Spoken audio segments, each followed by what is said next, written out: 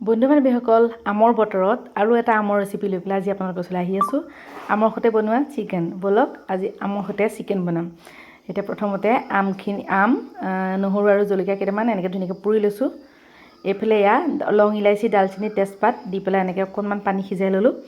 তাৰপাছতে পানীখিনি উতলি থকা মানে এইপিনে মই আমখিনি ধুনীয়াকৈ উলিয়াই ল'লোঁ আৰু গোটেইখিনি এটা পেষ্ট বনাই ল'লোঁ। তাতে মই মাংস দিব পৰা সকলো ধৰণৰ মছলা অকণ দি লৈছোঁ, লগতে দি লৈছোঁ অকণমান চেনি, লগতে হালধি নিমখো দি লৈছোঁ দেই। এতিয়া এইখিনি ধুনীয়াকৈ সানি পেলাই এটা পেষ্ট বনাই ল'ম গোটেইখিনি মিলাই কেনে।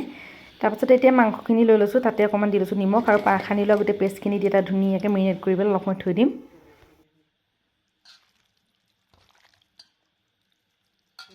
তাৰপিছত এইফালে জুইকুৰা জ্বলাই ল'লোঁ, জ্বলাই লৈ তাতে মোৰ ক'লা মেচমেচিয়া কেৰাহীখন পাতি দিলোঁ, পাতি দি গৰম হ'বলৈ দি তেল দিছোঁ।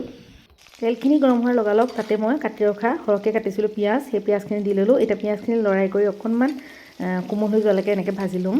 এতিয়া পিঁয়াজখিনি অকণমান আধা ভজা হোৱাৰ লগে লগে তাতে দি দিছোঁ আলু। আপোনালোকে আলু নিদিয়াকৈও পাৰে, মই কিন্তু আলু অলপ দি দিছোঁ কাৰণ আমাৰ ল'ৰা ছোৱালীয়ে আলু খাই ভাল পায়, সেইকাৰণে আলু দিছোঁ। আৰু গ্ৰেভিটো অকণমান আপোনালোকে ডাঠ কৰিব পাৰে, মই কিন্তু গ্ৰেভিটো অলপ পাতল কৰিম কাৰণ সিহঁতে জোল খাই ভাল পায়। এতিয়া ধুনীয়াকৈ আলুখিনি অকণমান ঢাকোন দি পেলাই সিজাই ল'ম। মাজে মাজে ঢাকোনটো দঙাই পেলাই 2-4বাৰমান এনেকৈ লৰাইও দিছোঁ। আপোনালোকক সেইখিনি আৰু দেখুৱাই থকা নাই, মাত্ৰ এনেকৈ লৰাই আছোঁ মাজে মাজে দেই, 2বাৰমান। তাৰপিছতে যেতিয়া আলুখিনি অকণমান সিজা যেন লাগিলে তাতে এতিয়া এই মেৰিনেট কৰি থোৱা যিখিনি মাংস আছিলে মাংসখিনি দি ল'লোঁ। এতিয়া গোটেই মাংসখিনি ধুনীয়াকৈ মিলাই কৰি লৰাই ল'ম, লৰাই পেলাই পূৰা ঢাকোন দি পেলাই ধুনীয়াকৈ সিজিবলৈ দিম। তাৰপিছত মাংসখিনিও এনেকৈ 2-4বাৰমান লৰাই পেলাই ঢাকোন দঙাই লৰাই ভাজিলোঁ। এতিয়া মাংসখিনি কালাৰটো 10 মিনিট চেঞ্জ হৈ গৈছে, ধুনীয়াকৈ সিজি গৈছে। তাৰপিছত এতিয়া ইয়াতে মই যিখিনি পানী যে সিজাই লৈছিলোঁ লং ইলাচি ডালচেনি দি, সেই পানীখিনি ইয়াতে দি দিছোঁ। আপোনালোকে পানীখিনি কিমান দিয়ে সেইটো নিজৰ ওপৰত কথা, মই পানীটো অলপ সৰহকৈ দিছোঁ। তাৰপৰা এতিয়া আকৌ এবাৰ ধুনীয়াকৈ লৰাই ল'লোঁ, লৰাই পেলাই এতিয়া পুনৰ ঢাকোন মাৰি পেলাই অকণমান ডাঠ হোৱালৈকে উতলিবলৈ দিম। 15 মিনিটমান ঢাকোনৰ তলত সিজোৱাৰ পাছত চাওক ধুনীয়াকৈ উতলটো আহি থাকোঁতে মই আলু অলপ কাঢ়ি ল'লোঁ, কাঢ়ি ভাঙি দিলোঁ, ভাঙি পেলাই পুনৰ আলুখিনি তাত মিলাই দিছোঁ।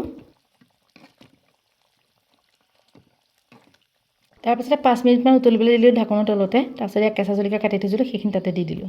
এতিয়া দেখিছেনে হৈ গৈছে, আৰু অকণমান ডাঠ হ'বৰ কাৰণে ঢাকি দিম। তাৰপিছত আৰু 5 মিনিটমানৰ পিছত মাংসখিনি মোৰ ধুনীয়াকৈ ৰেডি হৈ যাব। ইয়াত বহুত বেছি মা মছলা বা বহুত বেছি খাটনি কৰি থাকিব নালাগে, বনাই খুব পটককৈ হয়। ধুনীয়াকৈ উতল আহিছে আৰু এতিয়া মই ঢাকি দিম 5 মিনিটমানৰ কাৰণে।